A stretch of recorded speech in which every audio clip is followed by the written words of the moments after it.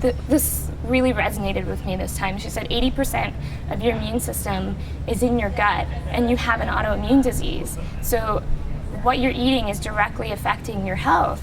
Food sensitivities can manifest in a lot of different ways, and one of the most fascinating things to me is it's this book called The Second Brain, and it's all about how the stomach produces neurotransmitters, serotonin and dopamine and things of that nature. So literally the only side effects that you can have from a food intolerance is from, it could be a mood swing, or depression is actually a common side effect.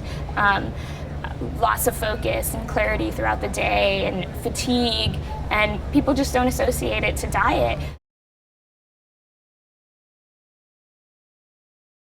What's happening is there was a time when we ate seasonally, and that was good for our bodies. We changed what we ate by the season, and now that's not happening. We get the same foods all year round, and it's more complicated than this, but just in a nutshell, you eat the same thing year round, and your body's like, I can't tolerate this anymore, I don't want it, yuck, and then it causes all of these other symptoms. And also, food is a lot different than it used to be with monoculture farming and GMO and pesticides. And you think that it's not that harmful, but if you are consuming these things every single day, and on top of that, processed foods, trouble is going to manifest somehow. And that's how it's happening. And I really consider my illness and my sensitivities a blessing in disguise. At first it was horrible, but now because it's forced me to see that and change the way I eat, and to talk to people about what they're eating, and to really reconnect with food and where it's coming from, it's the most amazing thing that ever could have happened.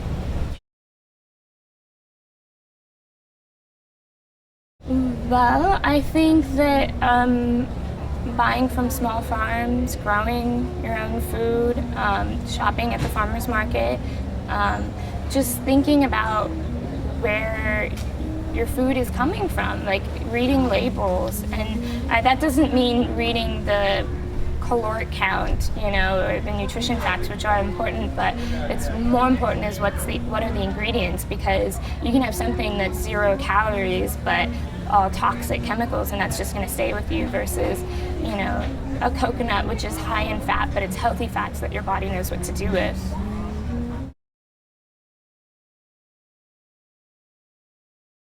I'm selling a product, but ultimately I would be happier if you made things at home yourself, and this is just like a convenience for when you don't have time to make it.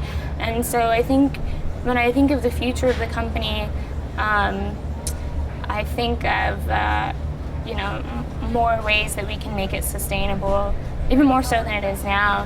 And when I think about expanding, I think about